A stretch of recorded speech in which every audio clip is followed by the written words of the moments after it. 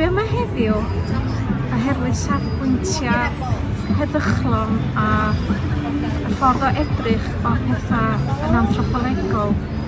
Dwi'n teimlo bod o'n bwysig mewn gael mynegydd diwylliant a iaith yn rhydd a mynegu y ffordd da ni'n edrych ar bywyd yn rhydd a mewn ffordd democratig. Dwi'n teimlo'n anesmwyth iawn efo ffordd mae pethau mynd yn Llundain, yn San Steffan, arestio person am mynegu barn am newid hinsawdd neu ddim yn cael dweud bod nhw'n mynegu dangos gweithredu dros newid hinsawdd.